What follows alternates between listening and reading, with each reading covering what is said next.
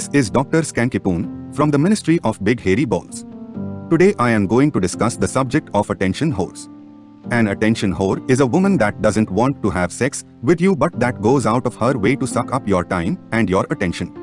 Attention whores by their nature are deceptive. They want to do X but make you think that they want Y. They want to stop you from touching, kissing or having sex with them but they don't want you to realize that's what they are doing, so they are extra subtle. They want you to believe that they are interested in you, so that you will give them your time, attention and gifts, when actually this is not the case at all, so they won't outright reject you. Instead, they will try to avoid situations in which you could have the opportunity to escalate. The favorite habitat of attention whores is online. They love to go onto dating websites, Instagram, Facebook, Snapchat and Tinder where they can get attention from men without ever actually having to meet them in person. Instagram is basically attention whore central. A lot of women seem to have graduated recently from Facebook to Instagram where average-looking girls can have fans and behave as if she were some kind of celebrity. So if you know a girl that only wants to chat online and never wants to meet in person, if you hear the word busy too much but it seems that the only thing she is busy with is Facebook and Instagram, you know that you have met an attention whore on your hands. The best thing you can do is just ignore her. Sometimes attention whores will meet up, but only because they see you as a source of free entertainment. They might agree to meet you, but they will be careful never to give you the opportunity for any kind of escalation. The easiest way for them to do this is by avoiding meeting you alone. If there are other people around, then you either won't be able to escalate at all or will have to be concerned with their reactions and comments. Attention whores are all over dating apps and Tinder. Unlike normal women that only swipe right on the men that they are sexually attracted to, these women swipe right on everyone because they just want attention and they don't care where they get it from. This is why you are far more likely to meet these kinds of women online and you need to be quick at smoking them out. If a woman is on Tinder looking for friends, then she's definitely an attention whore. Smoking them out. If you are not sure where you stand, you need to smoke them out of the woodhouse. These days men are taught never to do anything that makes a woman uncomfortable, but actually this is part of the problem. God forbid that a woman should ever feel uncomfortable, but if a man is uncomfortable then who cares? Isn't that how it is these days? The same woman who will think that everyone has to stop what they are doing the moment she feels uncomfortable will say, "Boo ho, grow up, be a man," if a man mentions that he is not feeling comfortable with a situation. A woman is comfortable wasting your time, money and energy and using you for favors and comfort whilst you get nothing in return. What you need to is to make her put up or shut up, which means that you are going to be trying to escalate on her all of the time. Your attitude needs to be, if you don't like it, leave. If a woman doesn't like being close to you, she doesn't like you touching her or she doesn't like kissing you, then you are wasting your time even talking to her. But to find that out you have to be willing to make her uncomfortable. She's free to leave anytime she likes, so if she's uncomfortable then let her do that rather than backing down and accepting a non-sexual interaction. The mistake a lot of men make is that they allow a woman to set limits and then spend time giving a woman attention and hanging out with her as friends.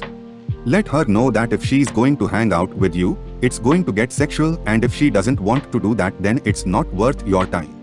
If she doesn't want to meet alone, then don't meet her.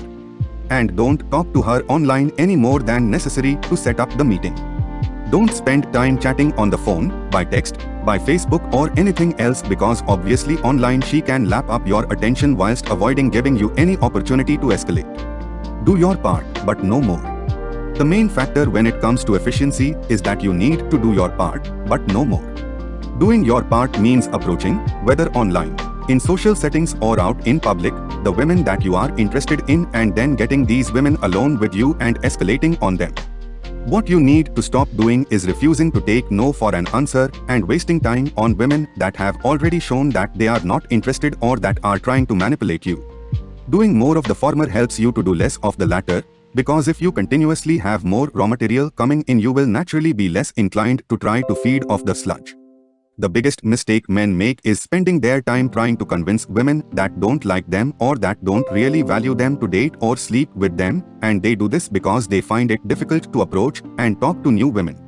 Being afraid of rejection is probably the biggest factor that is stopping you from having more success with women rather than the fact that many women will reject you. You need to lose this fear, otherwise you will never reach your full potential.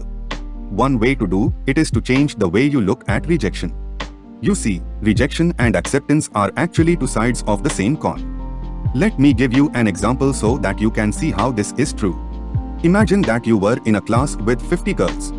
If you asked them out on a date, 40 of them would reject you and 10 would accept the invitation.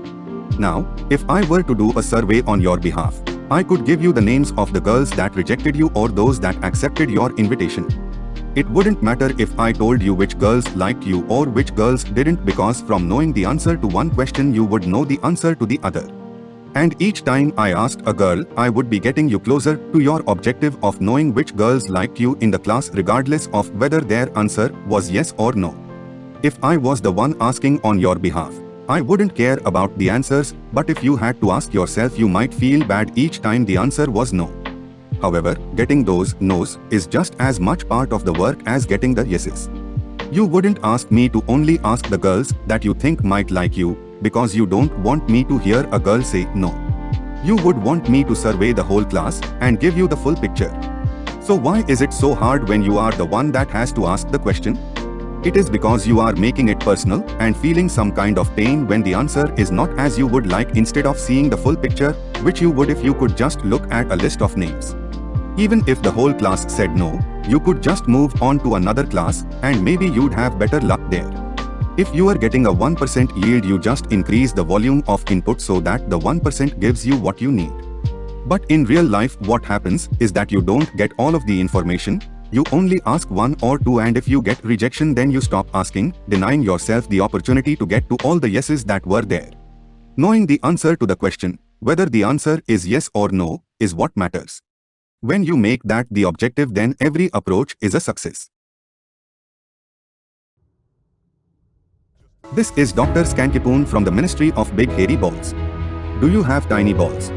You may be suffering from tiny ball syndrome, TBS. Symptoms include skanky tiny piddly widdly balls, tiny little fiddly widdly balls, teeny weeny little balls, girls telling you that they like you as a friend, women taking advantage of you and wasting your time, being put in the friend zone, failing to escalate on women that you are attracted to. If you would like to treat this painful condition, visit the Poon Gyne Center for Ball Health in Scanksville.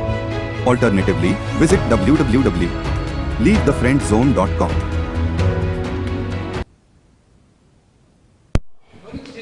Fica calado, não quero falar com bandeirantes, com ninguém na frente das câmeras, tá bom? Por que você matou tua mãe, rapaz? Não interessa pra você, palhaço.